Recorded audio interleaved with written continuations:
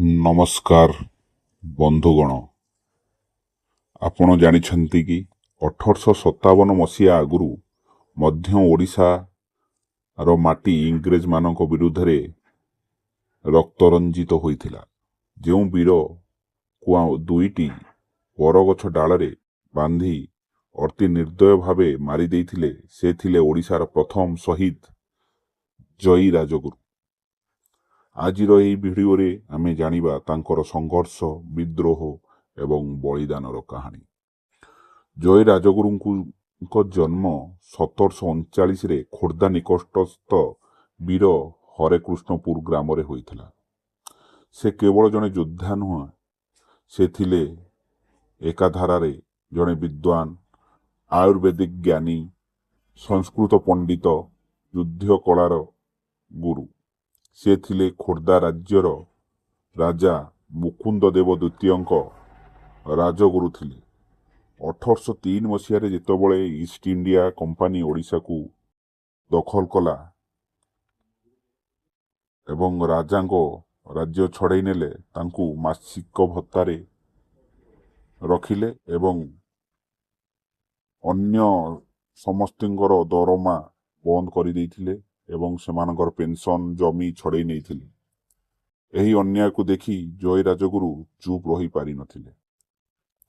1804 ମସିହାରେ ଜୟୀ ରାଜଗୁରୁ ପାଇକ ସେନା, ଜମିଦାର, ସାଧାରଣ ଲୋକଙ୍କୁ ନେଇ ଏକତ୍ରିତ କରିଥିଲେ।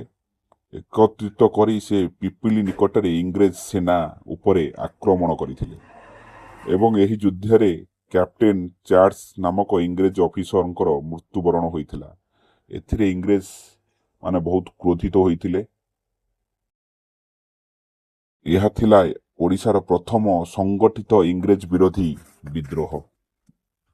ଏହାପରେ ଇଂରେଜମାନେ ଜୟୀ ରାଜଗୁରୁଙ୍କୁ ଧରିବା ପାଇଁ ବହୁତ ଚେଷ୍ଟା କରିଥିଲେ। ବହୁ ଚେଷ୍ଟା ପରେ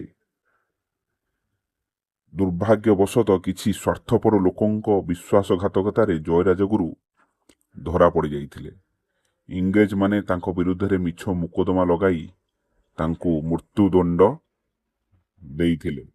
1806 ମସିହା ବରୁଣେଇ ପାହାଡ଼ରେ ଏକ ବରଗଛରେ ଦୁଇଟି ଡାଳ ମଧ୍ୟରେ ତାଙ୍କୁ ବାନ୍ଧି ଦିଆଗଲା ଏବଂ ଦୁଇ ଗଛ ଡାଳକୁ ଛାଡ଼ିଦେଲେ। ତାଙ୍କ ଶରୀର ଦୁଇ ଭାଗରେ ବିଭକ୍ତ ହୋଇଗଲା।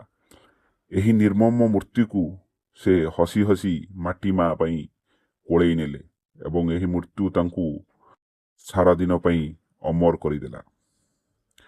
ଏବଂ ଏହା ହେଲା 1817ର ପାଇକ ବିଦ୍ରୋହ ପାଇଁ ପ୍ରେରଣା, ଯାହାକି ବକ୍ସି ଜଗବନ୍ଧୁ 1817 ମସିହାରେ ପାଇକ ବିଦ୍ରୋହ ଆରମ୍ଭ କରିଥିଲେ।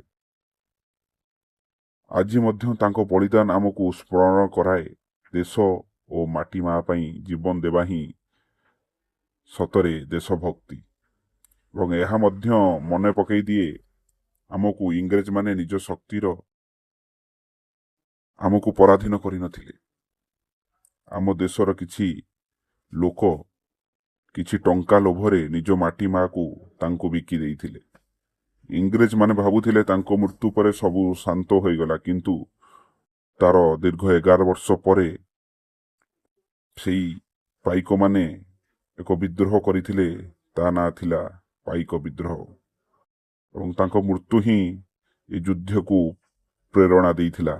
ଆଜି ବି ଓଡ଼ିଶାବାସୀ ଜୟୀ ରାଜଗୁରୁଙ୍କୁ ବହୁତ ସମ୍ମାନର ସହିତ ମନେ ପକାନ୍ତି ଏବଂ ତାଙ୍କ ଦେଶଭକ୍ତିକୁ ଆଜି ବି ଆମେ ନମନ କରୁଛୁ। ସେଭଳି ଦେଶଭକ୍ତି ଥିବା ଲୋକ 100 ବର୍ଷରେ ଥରେ ଏ ପୃଥିବୀରେ ଜନ୍ମ ନିଅନ୍ତି। ଜୟ ଜଗନ୍ନାଥ। ମୁଁ ରହିଲି। ଆପଣଙ୍କୁ ଯଦି ଏଇଭଳି ଇତିହାସ ଭିତ୍ତିକ ଖବର ଶୁଣିବାକୁ ଇଚ୍ଛା, ତାହେଲେ ମୋ ଚ୍ୟାନେଲକୁ ସବସ୍କ୍ରାଇବ୍ କରନ୍ତୁ ଏବଂ ଏହାକୁ ଲାଇକ୍ କରନ୍ତୁ ଏବଂ କମେଣ୍ଟ ମାଧ୍ୟମରେ ମୋତେ ଜଣାନ୍ତୁ। ଯଦି କିଛି ମୋର ତ୍ରୁଟି ଥାଏ ତାହେଲେ ମୋତେ କ୍ଷମା କରନ୍ତୁ। ରହିଲି। ଜୟ ଜଗନ୍ନାଥ।